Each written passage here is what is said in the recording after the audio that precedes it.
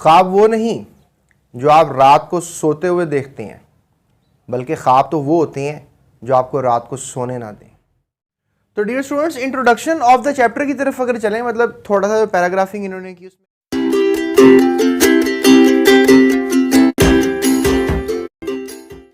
क्या लिखा, उन्होंने कहा कि केमिकल इंडस्ट्रीज क्यों इस्टेब्लिश हुई हैं। केमिकल इंडस्ट्रीज डेफिनेटली हमारी एक ऐसी साइंस है जिससे डेफिनेटली आप बहुत सी धातें हासिल कर लेते हैं।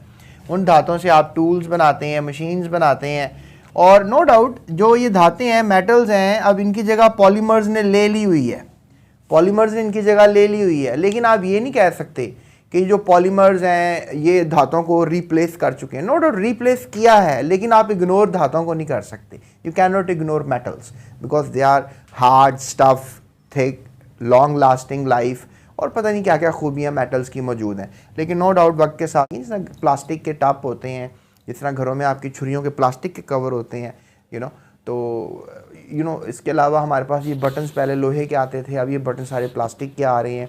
इसके अलावा जिप्स वगैरह पहले लोहे की आती थी, अब ये प्लास्टिक की आ रही हैं। आई डोंट नो, इसके अलावा पहले आपकी कलमें, पेन वगैरह में धातों का इस्तेमाल ज़्यादा रहता था, अब प्लास्टिक की आ रही हैं। मतलब आपकी घड़ियाँ भी जो हैं वो प्लास्टिक की हो चुकी हुई हैं। तो प्लास्टिक एक पॉलीमर है। शॉपिंग बैग्स पहले कपड़े के होते थे, अब वो प्लास्टिक के आ रहे हैं। तो ये ले ली है किसने, मेटल्स की जगह पॉलीमर्स ने ले ली है। आगे हमारे पास और भी केमिकल्स हैं, जैसे भी मैंने बताया वॉशिंग सोडा वगैरह हम बनाएंगे, इसके अलावा बेकिंग सोडा भी दरमियान में बन जाता है, ये इसका जिक्र नहीं मैंने किया। बेकिंग सोडा बन जाता है, बेकिंग सोडा कहते हैं NaHCO3 को, तो ये भी बनता है। इससे फिर कैल्सिनेशन करके इससे बन जाता है वॉशिंग सोडा Na2CO3। तो ये प्लांट्स और क्रॉप्स में फर्टिलाइजर जो है वो प्रोडक्टिविटी बढ़ा देते हैं। यूरिया क्या करता है कि फसलों को ज़्यादा हेल्दी कर देता है, फसलें अच्छी कर देता है, और आपको पैसा अच्छा मिलता है जब आप एक फसल उगा रहे हैं एक ज़मीन के एरिए पे। तो अगर वो आपकी 10 लाख की सेल हो रही है, यूरिया इस्तेमाल करने के बाद अगर 20 लाख की सेल हुई तो 10 लाख का आपको प्रॉफिट हुआ। तो दैट मीन में एक इंडस्ट्रीज़ की अगर हम बात करें, जब हमारी आज़ादी हुई थी, मतलब जब इंडिया पाकिस्तान अलहदा हुए थे, तभी मैं आपको बोर्ड का MCQ बताने लगा। तो जब पाकिस्तान और इंडिया अलहदा हुए थे तो पाकिस्तान के पास कितनी इंडस्ट्रीज़ आई थी, ये भी एक अच्छा क्वेश्चन है ना, कि जब पाकिस्तान आज़ाद हुआ तो उसके पास आखिरी इंडस्ट्रीज़ हैं कितनी थी। तो याद रखिएगा ये फिगर आप जो भी मैं आपको बताने लगा हूँ, टोटल इंडस्ट्रीज थी 921 पूरे भारत में, इंडिया मतलब सब कॉन्टिनेंट में 921 इंडस्ट्रीज जो हैं वो आई। सो दीज वर इन पाकिस्तान और दीज वर दी टोटल। तो आप खुद ही हिसाब लगा लें कि टोटल अगर इतनी है तो इंडिया के पास कितनी चलेगी with the independence to Pakistan 34। ये बोर्ड का MCQ है, इसको आप लगा लें, ये बोर्ड MCQ है, ये बोर्ड में MCQ आपको आएगा। तो वंडरिंग के जो बेसिक मेटलर्जिकल ऑपरेशन है, इसमें मैं एक अलग वीडियो कर दूं आप लोगों के लिए, because it will not be a kind of exhausting for you. So नीचे डिस्क्रिप्शन में लिंक्स हैं, उसमें ये वीडियो पड़ी हुई है, आप जाकर देख सकते हैं। इसके अलावा आखिर में थंबनेल्स आपको नज़र आ जाएंगे, वहाँ पर वीडियो नज़र आ जाएगी, प्लेलिस्ट पे क्लिक कीजिएगा, सारी डिटेल्स आपको आखिर में जाके ये वीडियो मिल जाएगी।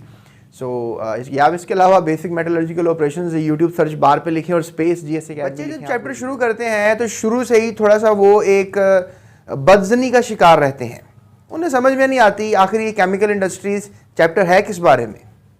स्टूडेंट्स याद रखिएगा, लफ्ज़ इंडस्ट्री इस्तेमाल किया जा रहा है, और जब लफ्ज़ इंडस्ट्री इस्तेमाल किया जाए तो फिर किसी शय को बनाना दरकार होता है, और जब कोई शय बनाई जाए तो उसको कभी भी छोटे पैमाने पे नहीं बनाते, उसको बहुत बड़े पैमाने पे बनाया जाता है। तो डेफिनेटली इस चैप्टर में हम कुछ केमिकल्स को तैयार करेंगे, कुछ केमिकल्स की तैयारी की स्टडी करेंगे, और शायद दुनिया में न जाने कितने केमिकल्स हैं जो रोज़मर्रा की ज़िंदगी में इंडस्ट्री के अंदर तैयार किए जा रहे हैं। लेकिन एक ज़बरदस्त बात यह रह जाएगी कि इस चैप्टर में कुछ केमिकल्स के बारे में बताया गया है, हम बस उन्हीं पर फोकस करेंगे और उन्हीं केमिकल्स को तैयार करने की बातें स्टडी करेंगे। लिहाजा chemical industries is not a small deal, it's a big deal, लेकिन फिर भी हम बुक के सिलेबस के हिसाब से चैप्टर को कवर करने की कोशिश करेंगे। अब सवाल आपके दिमाग में ये उठ रहा होगा कि आखिर वो कौन से केमिकल्स हैं जिनको इस चैप्टर में हम तैयारी करने का तरीका सीखेंगे। तो पहले बच्चों मैं आपको सबसे पहले बताऊं कि आप सबसे पहले कॉपर को तैयार करना सीखेंगे। आप जानते हैं कॉपर पीरियोडिक टेबल का एक बहुत ही अहम एलिमेंट है जिसका असली नाम क्यूपरम है।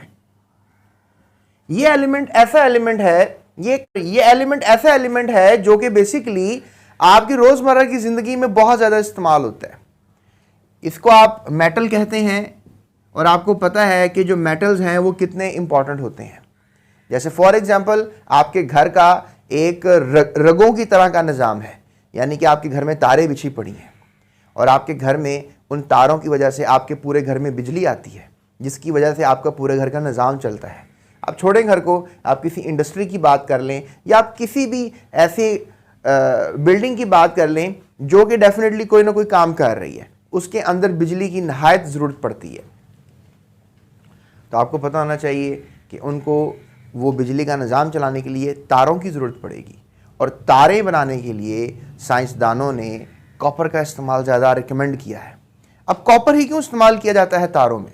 इसके अलावा अगर मैं आपसे बात करूं ये कहाँ कहाँ इस्तेमाल होता है, तो बर्तनों में बनाने में इस्तेमाल रहता है, पंखे के जो आपको पता है तारें होती हैं, पंखों की जो मोटर बनती है, इवन मोटर जो पानी की बनती है, इवन जो जहाज़ों की मोटरें बनती हैं डिफरेंट किस्म की, उन सब में जो है किसका इस्तेमाल किया जाता है?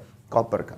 तो कॉपर अपनी प्योर हालत में होना बहुत ज़रूरी है, यानी अगर ये अपनी प्योर हालत में आपको मिलेगा जो कि है 99.99%, तो फिर समझें कि आपको बिजली का बिल कम आएगा, क्योंकि बिजली तारों में से गुजरते हुए भी जो है खर्च हो जाती है, तारों में से गुजरते हुए भी जो है वो ज़ाया हो जाती है। तो हमें बल्ब की रोशनी मिले तब हम उसका बिल पे करेंगे ना, कि खाली सिर्फ हमने मीटर से जो है तारें अपनी इंडस्ट्री में या फैक्ट्री में या घरों में लगा दी और हमें बिल आ जाए। तो याद रखिएगा, जब कॉपर इम्प्योर होता है तो फिर तारों में ये बिजली ज़ाया हो जाती है। तो लिहाजा साइंसदानों का ये मानना है कि कॉपर को प्योर तरीके से बनाया जाए। तो लिहाजा हमारा पहला केमिकल, हमारा जो पहला एलिमेंट जो हम डिस्कवर करेंगे इस चैप्टर में, वो कॉपर ही होगा। तो लिहाजा हम पढ़ेंगे कॉपर को कैसे इसके मिनरल से अलग किया जाता है। अब आप सोच रहे होंगे कि ये कौन सा मिनरल है जो कि जिसमें से कॉपर निकाला जाता है, तो उसको हम कहते हैं कैल्कोपाइराइट। क्या कहते हैं उसको? कैल्कोपाइराइट। और कैल्कोपाइराइट जो है दैट इज CuFeF2। ये है वो एक ऐसा नमक, ऐसा मिनरल जिससे आपने किसको हार्वेस्ट करना है? कॉपर को। इसमें से कॉपर निकालना है। ध्यान से मेरी बात सुनिएगा, कॉपर निकालने के अमल को किसी भी मिनरल से मेटलर्जी कहते हैं। अब ये जो मेटलर्जी है इसके बारे में हम पढ़ेंगे। हम बेसिकली जानने की भरपूर कोशिश करेंगे कि आखिर ये मेटलर्जी कैसे की जाएगी। आखिर पहाड़ों में से हमें इतने ज़्यादा पत्थर मिले हैं, पहाड़ों में से इतने ज़्यादा मिनरल्स मिले हैं, उसमें से कैसे प्योर किया जाएगा कैल्कोपाइराइट को? इसके अलावा प्यारे बच्चों, कॉपर ग्लास भी एक ऐसा मिनरल है जिससे हम इस कॉपर को निकाल सकते हैं। That is CuF2S, that is the formula, cuprous sulphide. याद रखना प्यारे बच्चों, जो कॉपर है उसकी दो वैलेंसियां होती हैं। या तो कॉपर आपको +1 की शक्ल में मिलेगा या तो कॉपर आपको +2 की शक्ल में मिलेगा। तो कॉपर क्यूप्रस भी होता है और क्यूप्रिक भी होता है। अगर ये +1 की शक्ल में आपको मिलेगा तो दैट इज क्यूप्रस, और अगर ये आपको +2 की शक्ल में मिलेगा तो दैट इज क्यूप्रिक। तो कॉपर की जो है आप समझ लें 2 आयन्स बन सकते हैं। तो ये आपकी अकल जो है ये बताएगी कि आपने आइडेंटिफाई करना है कि कॉपर कंपाउंड में क्यूप्रिक की शक्ल में है कि क्यूप्रस की शक्ल में है। बहरहाल अगर आप यहाँ पर देखें तो यहाँ पर आपको कॉपर क्यूप्रिक की शक्ल में मिलेगा और यहाँ पर भी आपको कॉपर क्यूप्रिक की शक्ल में मिलेगा। तो लिहाजा दोनों जो मैंने आपको मिनरल्स बताए हैं, तो बेसिकली अब ये मिनरल्स हो गए कैल्कोपाइराइट और कॉपर ग्लास। इन दोनों में कॉपर क्यूप्रस की शक्ल में नहीं, क्यूप्रिक की शक्ल में आपको मिलेगा। अब आप सोच रहे होंगे सर ये तो लगता है काफ़ी बड़ा पेंडोरा बॉक्स है, कॉपर को निकालना और उसकी सारी प्रोसेसिंग करना। इन केमिकल इंडस्ट्रीज़ के अंदर हम इसको क्या प्रॉपरली सीख लेंगे और विद इन टाइम सीख लेंगे? यस, अगर आप मेरे साथ काम करेंगे तो इंशाल्लाह फिंगर टिप्स पे आपका टॉपिक रहेगा और इंशाल्लाह ये टॉपिक मैं आपको प्रॉपरली करवा दूंगा। अब आप सोच रहे होंगे सर अब बताएं, एक तो समझ में आ गया कि हमने कॉपर की मेटलर्जी पढ़नी है, यानी कि कॉपर को निकालने का तरीका मट्टी में से, मिनरल में से सीखना है। स्टूडेंट्स, एक छोटी सी बात मैं और शेयर करना चाहूँगा फ़ौरन आपसे, that is mineral and or. ये बहुत बड़ा क्वेश्चन रहता है एग्जामिनर्स के लिए। क्यों? क्योंकि वो ये आपसे पूछना चाहते हैं कि मिनरल और ओर में क्या फ़र्क होता है। तो ये मैं ड्यूरिंग माई लेक्चर आपको एक्सप्लेन करूँगा। तो याद रखिएगा ये दो लफ्ज़, ये दो टर्म्स, मिनरल्स एंड ओर। बाकी इसके अंदर बहुत सी टर्म्स आती हैं टॉपिक में, जिनमें मेटे है, जिनमें ब्लिस्टर कॉपर है, इस तरह की बहुत सी टर्म्स मैं आपको बताऊंगा जो कि आपको आनी चाहिए, ताकि आपको अगर शॉर्ट क्वेश्चन बोर्ड में आ जाता है तो आप उसको हल कर सकें। इसके अलावा स्लैग जैसे लफ्ज़ भी जो है इंपॉर्टेंट रहेंगे। स्टूडेंट्स आगे चलते हैं और देखते हैं कि इस चैप्टर में हमने और कौन सा केमिकल तैयार करना है। ये तो एक मेटल है ना, एक धात है जो हमने निकालनी है मिनरल्स में से। इसके अलावा भी हमने बहुत से केमिकल्स तैयार करने हैं, लिहाजा इसको मैं अरेज कर लेता हूं। अगला जो केमिकल हमने इस चैप्टर में पढ़ना है वो बड़ा इंटरेस्टिंग है। वो एक सॉल्वे नामी साइंसदान ने उसकी मेथडोलॉजी हमें समझाई है। और नो डाउट ये जो मेटलर्जी है, यानी कॉपर निकालने का जो तरीका है, इसमें बहुत साइंसदानों की इन्वॉल्वमेंट है, जिनमें सबसे बड़ा नाम नोबेल प्राइज विनर बेसिमर का है। तो वो मैं आपको बताऊंगा बेसिमराइजेशन क्या है। तो अब ये जो दूसरा हमने केमिकल स्टडी करना है, that is basically sodium carbonate. ये सोडियम कार्बोनेट जो है इसको हम कहते हैं स्टूडेंट्स, ये जो बेसिकली कंपाउंड है इसको कहा जाता है सोडा ऐश, या फिर अगर ये हाइड्रेटेड फॉर्म में हो, इसमें वाटर ऑफ क्रिस्टलाइजेशन मौजूद हो, जो कि बनता है तकरीबन 10 वाटर मॉलिक्यूल्स, तो इसको हम कहेंगे वॉशिंग सोडा। तो ओरिजिनली इसको जो है नाम दिया जाता है that is basically sodium carbonate. अब आप सोच रहे होंगे कि सर ये केमिकल क्यों बनाना है। तो स्टूडेंट्स याद रखिएगा, कभी कुछ केमिकल्स बड़े पैमाने पे बनाए जाते हैं ताकि वो दूसरे केमिकल्स बनाने के लिए काम आए। जैसे लेट्स से दैट अगर आप पत्ती हार्वेस्ट करते हैं खेतों में से, उसको एक पत्ती की शक्ल देते हैं, तो वो क्यों आपने किया ये प्रोसेस? क्योंकि आपने चाय बनानी थी। अगर आपने चाय बनानी है तो आपको रॉ मटेरियल के तौर पर पत्ती चाहिए होगी। आप अगर कहेंगे सर कि हम चीनी जो है वो भी तो डालते हैं चाय में, तो नो डाउट जो चीनी है वो भी चाहिए चाय में डालने के लिए, तो वो भी एक रॉ मटेरियल का किरदार अदा करेगी, तो फिर चाय बन जाएगी जिसको आप मज़े से पिएंगे सर्दियों के मौसम में। लेकिन फिर बच्चों आप ये भी सवाल कर सकते हैं कि सर चीनी से चाय बनती है तो क्या चीनी से कोई और चीज़ नहीं बन सकती? The answer is very yes. आप इसकी जलेबियाँ बना दें शीरे से, या फिर इसकी मिठाइयाँ बना दें, या फिर आप इसको किसी स्वीट डिश में इस्तेमाल कर लें। तो एक रॉ मटेरियल जो है वो बहुत सी डिफरेंट चीज़ें बनाने के लिए काम आता है। जैसे फॉर एग्जांपल हमारे पास अगर ये सोडियम कार्बोनेट है, अगर हमारे पास ये वॉशिंग सोडा है, इनके इस्तेमालात इंडस्ट्री में बहुत ज़्यादा हैं। तो लिहाजा जब इनके इस्तेमालात इंडस्ट्री में ज़्यादा होंगे तो यहाँ से हमें क्लेरिफाई होता है कि हम इन केमिकल्स का आप कल इंडस्ट्री में इस्तेमाल कर सकेंगे। जैसे फॉर एग्जांपल अगर आपके घर में गैस नहीं आ रही तो आप कुकिंग नहीं कर सकते। तो लिहाजा जब इंडस्ट्री में ये केमिकल नहीं पहुँचेगा तो जो इंडस्ट्री जो कुछ डिफरेंट केमिकल्स बनाना चाह रही है तो वो इंडस्ट्री वो केमिकल्स नहीं बना सकेगी। तो लिहाजा दूसरे नंबर पे इस किताब ने इंपॉर्टेंस दी है जिस केमिकल को, वो क्या है? सोडियम कार्बोनेट, यानी कि सोडा ऐश की शक्ल या फिर वॉशिंग सोडा की शक्ल। हम सीखेंगे कि आखिर कौन कौन से मराहिल से गुजरकर सोडा ऐश तैयार किया जाता है या वॉशिंग सोडा तैयार किया जाता है। तो इसको बेसिकली इस अमल को नाम दिया जाता है सॉल्वेज प्रोसेस। तो ये सॉल्वे नामी साइंसदान ने जो है इसके ऊपर काम किया और इसकी रिसर्च जो है वो शामिल है। तो लिहाजा हम इसको टॉपिक को प्रॉपरली स्टडी करेंगे। आप हमारे इस चैनल के साथ रहिएगा। नीचे डिस्क्रिप्शन में जो है वो लिंक्स मौजूद हैं जिसमें पूरी बुक्स की वीडियोस की मैंने एक लिस्ट बना दी आपके लिए, ताकि एक अच्छी क्वालिटी एजुकेशन जो है वो आपको मिले और आप भरपूर अंदाज से जो है वो मुझसे पढ़ सकें।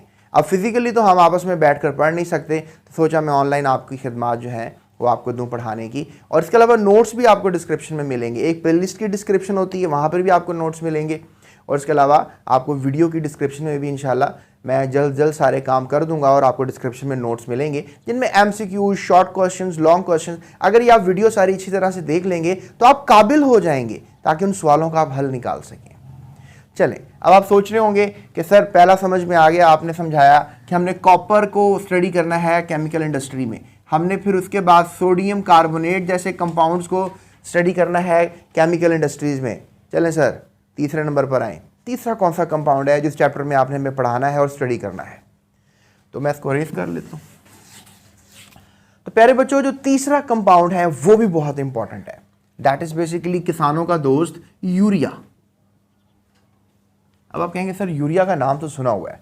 The answer is very yes, क्योंकि ये केमिकल जो है ये बेसिकली पौधों के लिए फर्टिलाइजर का किरदार अदा करता है।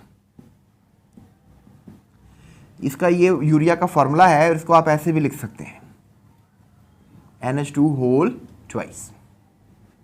So that's the formula of urea. That is basically diamine carbonyl. Diamine carbonyl. इसमें जो आपको नज़र आ रहा है ये कार्बोनाइल है और ये दो अमाइंस आपको ग्रुप नज़र आ रहे हैं जो मैंने इसके साथ कार्बोनाइल के जोड़ दिए हैं। So this is the formula for urea. और अमूमन बच्चों को फार्मूला फॉर यूरिया याद नहीं रहता, लेकिन उम्मीद है कि आप मेरे इस क्लिप के बाद ये जो मैं यूरिया पे बनाऊंगा एक टॉपिक, तो उसको देख लेने के बाद जो है आप इंशाल्लाह कोई मसाइल का शिकार नहीं रहेंगे। तो प्यारे बच्चों, हमने सीखना है कि आखिर यूरिया जो है वो कैसे बनता है इंडस्ट्री में। इसके पीछे एक साइंसदान है, इसका मैं जिक्र करना चाहूँगा, दैट इज़ हैबर, जिसको 1920 के लगभग जो है वो नोबेल प्राइज़ भी दिया गया अमोनिया गैस बनाने पर। तो अगर आपने यूरिया बनाना है तो आपको अमोनिया चाहिए, इसके अलावा आपको कार्बन डाइऑक्साइड चाहिए। तो ये दो गैसें एज अ रॉ मटेरियल चाहिए ताकि यूरिया की इंडस्ट्री काम कर सके और यूरिया बना सके। तो आखिर यूरिया कैसे बनेगा, that is also very nice question. तो लिहाजा हम यूरिया भी बनाना सीखेंगे। स्टूडेंट्स, कितनी इंडस्ट्रीज होगी? 3, urea industry, sodium carbonate industry and metallurgical industry, जिसमें हमने मेटल को एक्सट्रैक्ट करना सीखा। अब हम चलते हैं अपने आखिरी पड़ाव की तरफ। आखिरी पड़ाव में क्या है? आखिरी पड़ाव में एक और इंडस्ट्री काम कर रही है और वो बड़ी ज़बरदस्त इंडस्ट्री है, क्योंकि पूरी दुनिया जो है उसके ऊपर काम कर रही है, दैट इज़ पेट्रोलियम इंडस्ट्री। देखिए, केमिस्ट्री पढ़कर आप पेट्रोलियम इंडस्ट्री में जा सकते हैं और पेट्रोलियम इंडस्ट्री में जाने के बाद आप पेट्रोकेमिकल्स पे काम कर सकते हैं। तो यहाँ पर मैं कुछ पहले फ्रैक्शंस लिख लूँ कुछ केमिकल्स की, जो कि मैंने आपको बतानी है। डेफिनेटली इनको कैसे निकाला जाता है ये सारा एक अमल रहेगा, तो लिहाजा मैं कुछ उन केमिकल्स के बारे में पहले यहाँ लिख लूँ।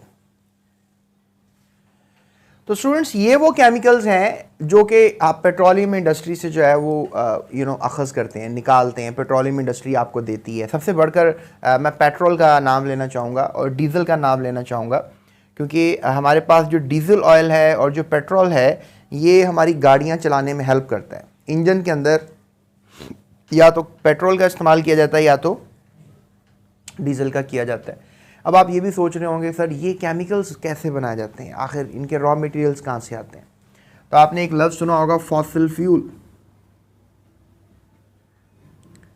ये फॉसिल फ्यूल है प्यारे बच्चों। फॉसिल फ्यूल क्या होता है कि जैसे हमारे पास चट्टानें हैं और चट्टानों में कहीं नीचे जो है ये फ्यूल पड़ा हुआ है, तो हम सुराख करेंगे और फिर जो है ऊपर लेट्स से दैट के इंडस्ट्री लगी हुई है और वो इंडस्ट्री जो है वो क्या करेगी, इस फ्यूल को बाहर निकाल लेगी और इस फ्यूल को बाहर निकालने के बाद वो आपको जो मिलेगा that is called crude oil. क्या मिलेगा आपको?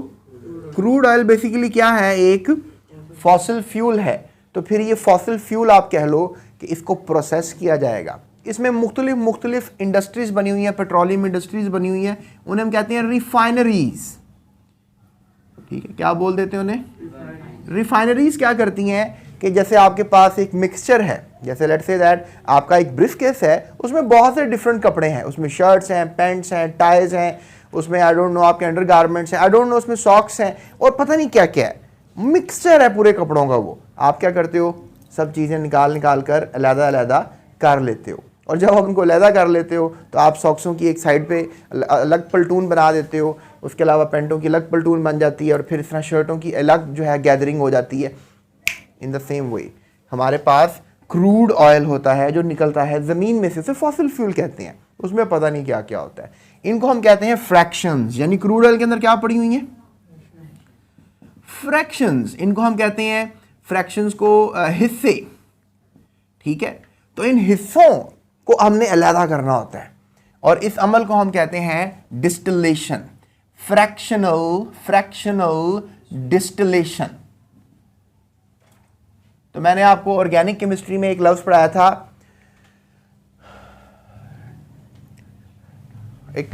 मैंने आपको, ये फ्रैक्शनल डिस्टिलेशन है, वो डिस्ट्रक्टिव डिस्टिलेशन था, राइट? थोड़ा सा भूल रहा था मैं, वो क्या लफ्ज़ था? Destructive distillation. तो लिहाजा यहाँ पर मैं आपको पढ़ाऊंगा फ्रैक्शनल डिस्टिलेशन। दोनों में बड़ा फ़र्क है। वो कोयला है, कोयला भी एक मिक्सचर है, कोयले में से उसकी फ्रैक्शंस निकाली जाती हैं, that is called destructive distillation. यहाँ पे क्रूड ऑयल है, क्रूड ऑयल में से उसकी फ्रैक्शंस निकाली जाती हैं, जिनमें हमारे पास petroleum gas, petroleum ether, gasoline. Gasoline students ये वो फ्यूल है जो जहाज़ में डलता है और जहाज़ के परों में होता है ये फ्यूल, शायद आपको पता ही नहीं होगा।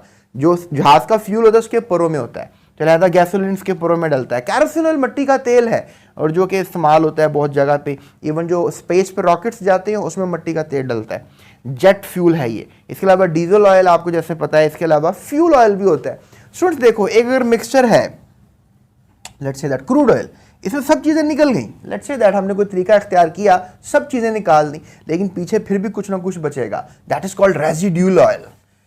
रेजिड्यूल ऑयल जो है एक ऐसा रेजिडेंट रह गया जो कि शायद अब पीछे रह गया, बाकी सब चले गए हैं वहाँ से, तो लिहाजा जो रह गया उसमें से भी हम काफ़ी चीज़ें निकालते हैं, जिस तरह के पैराफिन वैक्स है, एसफाल्ट है। एसफाल्ट ये जो आप आम जुबान में लुक कहते हैं, ये सड़कें बनाने के लिए काला काला सा मादा बजरी के अंदर मिक्स किया जाता है, इसे एसफाल्ट कहते हैं। इसके अलावा पेट्रोलियम कोक है, इसका भी बड़ा इस्तेमाल है। तो स्टूडेंट्स ये हमारे पास रहेगा हमारा इस इंडस्ट्री का, केमिकल इंडस्ट्री का आखिरी topic, which is called the petroleum industry. इसको भी भरपूर अंदाज में इस चैप्टर के सफ़र में हम पढ़ेंगे। तो आई होप कि आपको इंट्रोडक्शन मैंने करवा दिया इस चैप्टर का। अब हम चलते हैं इस चैप्टर के इंट्रोडक्शन पर, ठीक है, मतलब एक छोटे से पैराग्राफ पर जो लिखा होता है ना, उसमें क्या लिखा, और उसके बाद हम बात करते हैं आपसे कि जो मेटलर्जिकल ऑपरेशन हमने करना है वो कैसे करना है, उसके कौन कौन से स्टेप्स हैं, आखिर कॉपर को कैसे हासिल किया जाएगा। तो लिहाजा let's move toward that topic.